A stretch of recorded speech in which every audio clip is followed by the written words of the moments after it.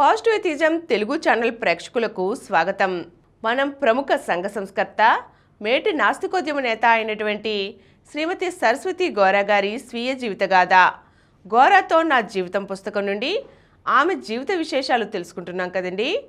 ఇప్పటి వరకు బందర్లో వారు ఉంటున్నప్పుడు అక్కడ జరిగిన ముఖ్య సంఘటనలు కొన్నిటిని తెలుసుకున్నాం కదండి. మరిన్నిటిని ఈరోజు చూద్దాం. బందర్లో జరిగిన మరో సంఘటన నాస్తికత్వంలో నా ధైర్యాన్ని పెంచడానికి గోరా గారు చేస్తున్న కృషి సరియైనదని ఇంకా గట్టిగా నమ్మడానికి నాకు సహాయపడింది. బందరు వచ్చిన ఒక భూత వైద్యుణ్ణి గోరా గారి విద్యార్థులు వెళ్ళి కలిసి వచ్చారు. వారు దెయ్యాన్ని నిరూపించమని ఆయన్ను నిలదీశారు. వారు గోరా గారి విషయాలు ఆయనకు చెప్పారు. గోరా గారికి దెయ్యాన్ని నిరూపిస్తే ఇక బందర్లో తనకు ఎదురు ఉండదని ఆ భూత వైద్యుడు ఒకరోజు విద్యార్థులతో పాటు మా ఇంటికి వచ్చాడు. అమావాస్య అర్ధరాత్రి శ్మశానంలో దయ్యాన్ని చూపిస్తానని ఆయన గోరాగారితో అన్నాడు. ఎలాంటి దయ్యాన్ని చూపిస్తారు అని గోరాగారు అడిగారు. దూరంగా ముసుగు వేసుకుని వెళ్ళిపోతూ దయ్యం కనిపిస్తుందని భూత వైద్యుడు అన్నాడు. వెంటనే గోరాగారు, అయితే దెయ్యం నాకు మనిషి ఆకృతిలో కనిపిస్తుందన్నమాట అన్నారు. ఆయన అవునన్నాడు. దానికి గోరాగారు, నేను పోలీస్ ఆఫీసర్ని అడిగి పర్మిషన్ తీసుకుని తుపాకీ తీసుకువస్తాను. మీరు దేన్నైతే నాకు దెయ్యమని చూపెడతారో దాన్ని నేను కాలుస్తాను అన్నారు. భూతవైద్యుడు కొంచెం ఆశ్చర్యపోయాడు. కానీ తమాయించుకుని, దానికేముంది, అలాగే చెయ్యండి, దెయ్యం వీటికి అతీతం కదా అన్నాడు.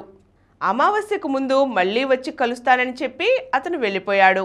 ఆయన వెళ్ళిపోయిన తర్వాత గోరాగారు నాతో, ఈ భూతవైద్యుడు మళ్ళీ రాకపోవచ్చు అన్నారు. ఏం అని అడిగాను. అందుకు గోరాగారు సమాధానం చెబుతూ, ఆయన ఏదో ఒక మనిషికి ముసుగు వేసి దూరంగా నడిపిద్దామనుకున్నాడు. నేను తుపాకీతో కాలుస్తాననగానే ఆయన ఆలోచనలో పడ్డాడు. అసలు ఆయన శ్మశానము అమావాస్య అనగానే భయపడి నేను వెనక్కి తగ్గుతాను అనుకున్నారు. నేను భయపడలేదు. అయినా చూద్దాం అన్నారు. అమావాస్య వచ్చి వెళ్ళిపోయింది. ఆ భూతవైద్యుడు మళ్ళీ రాలేదు. గోరాగారి విద్యార్థులు రోజూ అతని వద్దకు వెళ్ళి చర్చిస్తూ ఉండేవారు. అయితే అతను కొద్ది రోజుల్లోనే ఊరు వదిలి వెళ్ళిపోయాడని తెలిసింది. ఇది ఇటు విద్యార్థులకు అటు నాకు కూడా పెద్ద ధైర్యాన్నిచ్చింది. గోరాగారి విద్యార్థులు ఇంటికి వచ్చినప్పుడల్లా ఈ విషయాలు మాట్లాడుకునేవాళ్ళం. కాకినాడలో ఒక ప్రక్క అత్తమామలు, మరో పక్క భర్త మధ్య సంఘర్షణలో సర్దుకుపోవడం, అలాగే దుర్గాబాయమ్మ గారి స్నేహంతో స్త్రీలు కూడా పురుషులతో సమానంగా ధైర్యంగా అన్ని పనులు చేయగలరని తెలుసుకోవడం, సంఘ సంస్కరణోద్యమంలో స్త్రీల పాత్ర చాలా ఉంటుందని గ్రహించడం జరిగింది. బందరు జీవితం కాకినాడలో స్థిరపడిన అభిప్రాయాలను మరింతగా దృఢపరిచింది. నాస్తికత్వం వైపు మరీ ఎక్కువగా గట్టిపట్టడానికి దోహదం చేసింది. నాస్తికత్వం విషయంలో బందరు జీవితంలో గోరాగారు ఎలాగూ గట్టిగా దిగారు. వారితో పాటు నేను కూడా ఎదగడం జరిగింది. బందరులోనే మాకు మరో అసలు పరీక్ష కూడా ఎదురయ్యింది. నాస్తిక ప్రపంచంలో వివిధ గ్రామాలు వెళ్ళినప్పుడల్లా గోరాగారికి ఎందరో కొత్త స్నేహితులు అయ్యేవారు. గుడివాడ వద్ద ఉన్న ముదునూరు గ్రామానికి చెందిన కొల్లి రామచంద్రరావు గోరాగారి విద్యార్థి. ఆయన తమ గ్రామమైన ముదునూరులో గోరాగారి ఉపన్యాసం నాస్తికత్వం మీద పెట్టించారు. అది 1939 ప్రారంభం. ముదునూరు గ్రామం స్వాతంత్రోద్యమంలోనూ సంఘ సంస్కరణోద్యమంలోనూ ఆ రోజుల్లో బాగా ముందడుగు వేసిన గ్రామం. 1933లో ఆంధ్రప్రదేశ్ పర్యటనలో మహాత్మాగాంధీ ముదునూరు గ్రామానికి వచ్చారు. 1921 నుంచి ముదునూరు గ్రామస్తులు ఉద్యమంలో పాలు పంచుకుంటున్నారు. అంతకు ముందు నుంచే వందే మాతరం ఉద్యమం వల్ల ప్రభావితమై కలకత్తా వెళ్ళి బిపిన్ చంద్రపాల్ని కలిసిన వారు కూడా ముదునూరు గ్రామంలో ఉన్నారు. రహదారి సౌకర్యాలు లేని మారుమూల గ్రామమైన రాజకీయ సాంఘిక చైతన్యంతో ఆ రోజుల్లో కృష్ణా జిల్లాలో చాలా ముందంజ వేసిన గ్రామంగా ముదునూరు ప్రసిద్ధి చెందింది.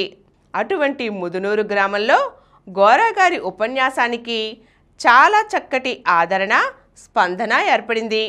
ఆ రోజుల్లో గోరా గారి ఉపన్యాసం విని చాలా ప్రభావితమైన వారిలో అన్నే అంజయ్య గారు, కలపాల సూర్యప్రకాశ్రావు గారు, తుమ్మల రామారావు గారు, నాగులపల్లి సీతారామయ్య గారు మొదలైన వారు ఉన్నారు. గోరా గారి ఉపన్యాసానికి గ్రామస్తులే కాక మాలపల్లి నుంచి దూసరి రామయ్య గారు, తూమాటి నాగభూషణం గారు, అలాగే మాదిగగూడెం నుంచి బేతపూడి వెంకట సుబ్బయ్య గారు తదితరులు పాల్గొన్నారు.